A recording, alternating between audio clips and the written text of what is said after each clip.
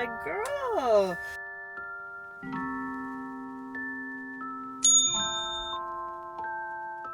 Hi, good morning. Can I help you?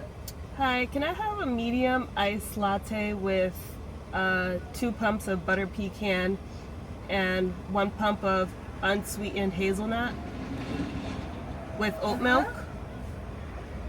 Whole milk? Yes. Okay. Anything else? No, oat milk, not whole milk. You want a whole milk with a cold pot? No, oat milk. Oat milk? Okay, got you. Yeah. Oat milk. And you want a cold pot? No cold foam. No cold. Okay. Anything else? That's it. Okay, my friend. Drive up. Thank you. He was about to give me whole milk. My whole stomach would be done for the rest of the day, I swear. Oh, I should have got something to eat because I wanted to take my Mucinex, and I don't want to take that on an empty stomach because I'm still getting over this cold. I've had this cold since before the new year. I don't even know if it was a cold. It felt like more than a cold before the new year. Like I was out for a good like 3 to 4 days, but now it just felt like, after that it just felt like residual, like sneezing and nose running and all of that, but it just won't go away, and it's so annoying. I feel like, I don't know, I guess it's just that season, but I need to get something to put in my stomach because I need to take some Mucinex for real. I don't even like taking medicine, honestly. I typically take like the natural stuff. Like I made elderberry syrup, I take my sea moss, I take oil of oregano, I take black seed oil, I take all of that, but I guess it wasn't doing the job because I'm still feeling off, clearly. So yeah, I'll probably stop somewhere else to get like a bite to eat, just so I have something in my stomach. It's 8:42 right now. I also need to go to, I have a facial appointment at 10:15, so I have a little bit of time in between, and then yeah. Hey, my friend. Thank you. Yeah, I'm here.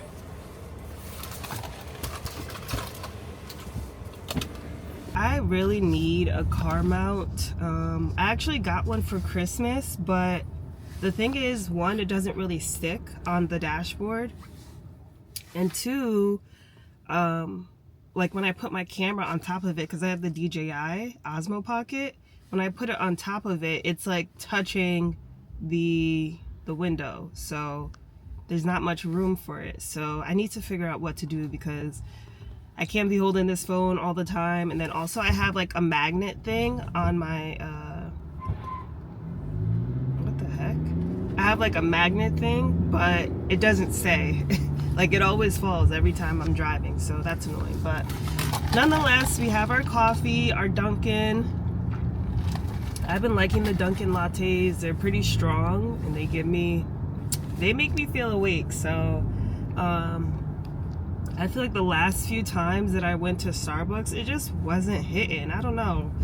And they're expensive and they give you less coffee. So I'm just like, I'll either go to Dunkin' or I'll go to 7 Brew lately. So that's been my thing. But I'm heading in the direction towards my facial appointment. It's not until, I have some time. I have like a little over an hour, but like I said, I might need to find a bite to eat just so I can take this medicine, and then I'll probably just hang around in my car and just chill until the appointment. All right, I stopped at Panera. I got their Green Goddess Avo Toast. I've never had it before, so we'll see what it tastes like. Hand sanitizer, of course. Oh, I didn't know it had blue cheese on it. I had asked her, I was like, what's on it? And she was like, tomatoes, sea salt, arugula. And I was like, okay, I'll take that. She didn't say that there was blue cheese on it or feta. I don't know what that is. So I'm gonna have to eat around it because I don't eat that. Like, that's probably the most important thing she should have brought up, that there was cheese on it, because I don't eat cheese. Or regular cheese, rather. It's alright. I like dumped half of it off, so. The toast is actually good. So yeah, I'm gonna eat this and then I'm gonna be able to take my medicine and hopefully feel a little bit better before my appointment.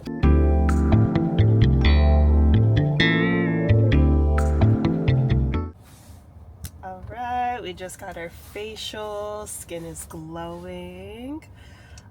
So we did a microdermabrasion, and then we also did a glycolic acid peel. I absolutely love the glycolic acid peels. I feel like they work wonders, especially for hyperpigmentation. So I can't wait to see the results in like a week from now. But if you get like, I would say try to get like 2 to 3 glycolic acid facials in the winter season and your skin will do wonders. I promise you. So this has been my second one this season. I want to try to fit in at least one more before it starts to get warmer out, because you can't really do the glycolic acid peels during the summer or the springtime because it's still like sunny out and your skin is a lot more sensitive. So it's best to do them in the winter. So yeah, I absolutely love doing the glycolic acid peels. I feel like I've seen such a difference with hyperpigmentation. I used to have a lot like on my forehead and also on my cheek, and it's cleared up so much. Obviously, when I get new pimples, they start to just dark marks starts to pop up like randomly. So yeah, but I remember I had like a period where I had a ton of breakouts on my forehead and on my cheek, and it left so many dark marks. But the glycolic acid peel has helped a lot. And my esthetician, she's so cool, she's so laid back, so I just love like yapping with her during my appointment. Sometimes I want to yap, sometimes I just want to like take a nap low key, but she's so cool and so laid back. So I highly suggest just finding a good esthetician that you trust and really knows your skin. I've been with her for the past like year or so, and I feel like she really knows my skin and knows what's best for my skin. So I've been loving working with her. But yeah, we are going into Ulta right now. I have a gift card and there's a few things that I need, so I'm just gonna go into Ulta really quick. I didn't really film in there just because, I don't know, I get iffy about filming in certain stores. I only got 3 things, nothing crazy. I got the Sacred shampoo and scalp scrub.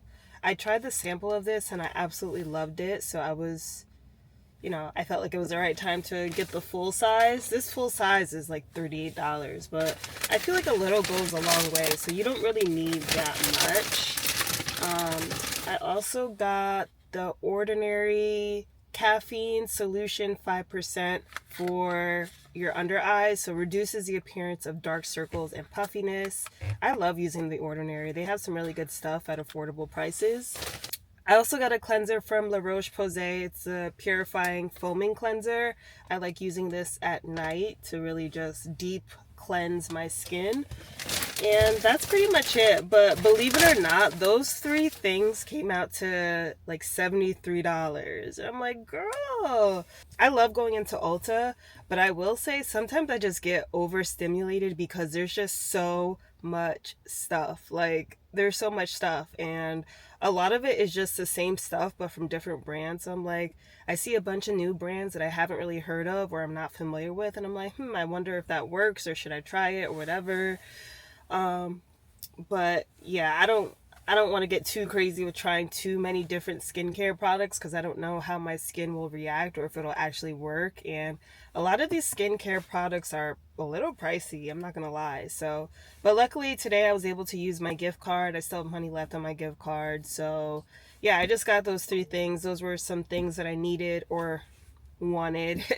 And yeah, I'm just gonna chill for a little bit, and I'm gonna see if I can find a car mount for my camera.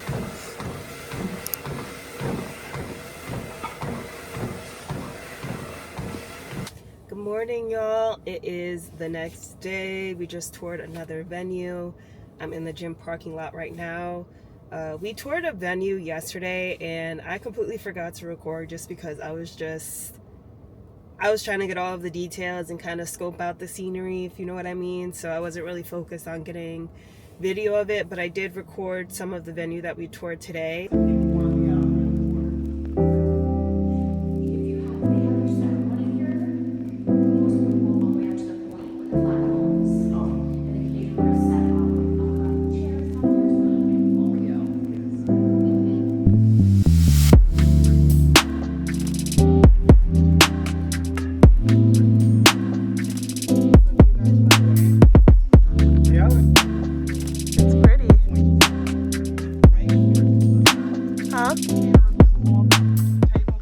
Yesterday's venue was pretty nice. The ballroom is very grand. It's nice. My only concern was the lighting area and then also like the ceremony area. They have two different ceremony areas depending on the space that you rent out.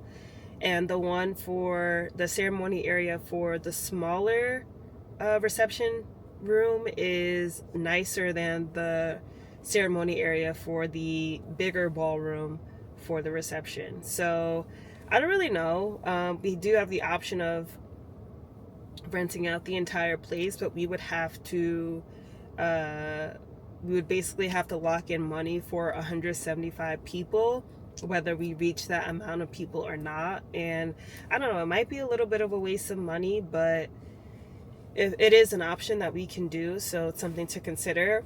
The one that we saw today was so pretty. I love that there's a lot of natural light. I love that it's by the water.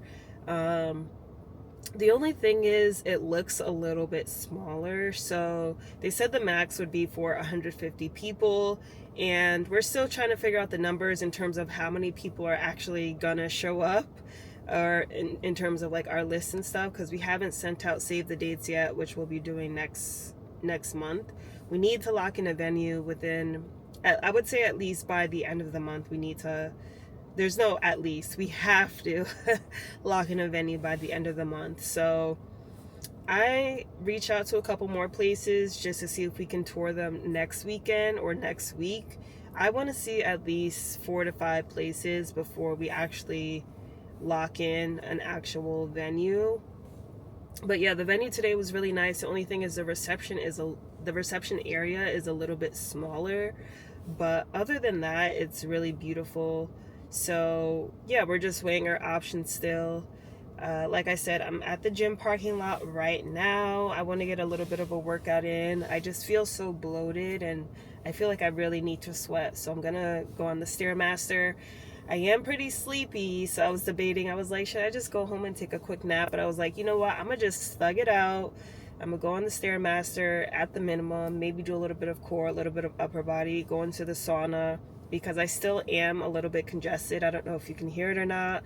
I hate being sick in general, but I hate sounding congested too. It just annoys me. So we're gonna get a little bit of a sweat in and then we will head home.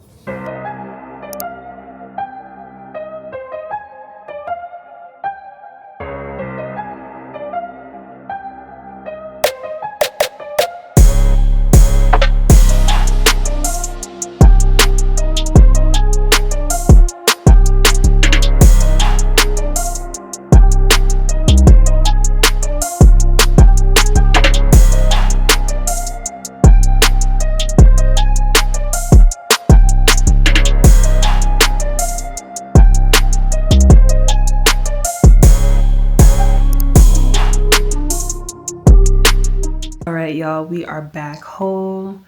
I feel like I low-key have been bumming it this whole vlog, but it's okay. It's alright, you know. Sometimes you don't need all of the glitz and glam. Like, this is a real.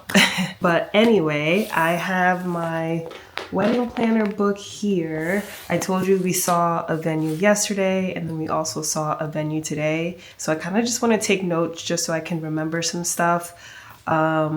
This wedding planner I actually got as a gift from my father's wife. So she got it from Amazon and just sent it to me, which was really nice. I did actually, before she sent this one, I had bought another one from the paper store, and that one's good too. But I like this one. It fits my aesthetic, and there's a lot of space to kind of write things out, which is important to me. So what I'm gonna do now is just jot down some notes from the venues that we visited already, and then I'm also just gonna do some research on some other vendors. I told you guys how I felt already about the ones that we already visited, but just want to have more options in mind, just so that, you know, that's how it goes, right? It's like buying a house or buying a car. You don't go with the first or the second one that you see. You want to explore your options just to make sure, because honestly, this is a big investment. Like, there's a lot of money, a lot of time going into it, and so I just want to make sure that it's just right. So yeah, I'm gonna write down some notes, and then yeah, I'll be doing that. And just to show you guys a little bit of like what's inside some of the sections, obviously put the wedding of yourself and the groom. It has like a table of contents here, and then it has these sections. So it has your wedding vision, your fundamentals and timeline, guest planning, venues and vendors, and then the wedding day. So I still have a lot of details to put into it, but my biggest priority right now is this.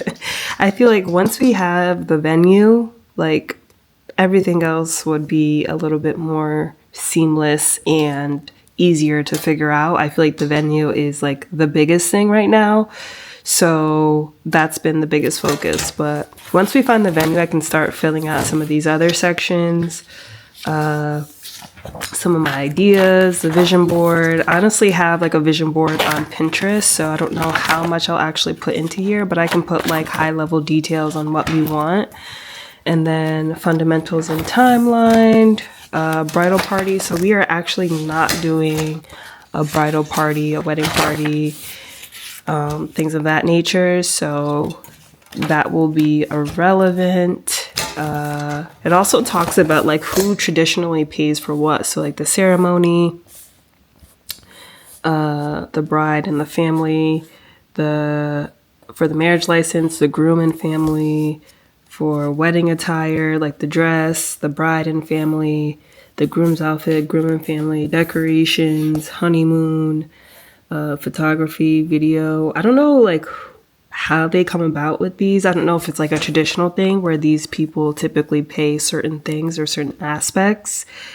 Like I said, we are like not traditional, so you know, we're just going about this based on our means, our families, and things of that nature. So yeah, I don't know if we'll actually follow this, but if you're interested, they have that in there as well. They have like a budget planner, which is nice.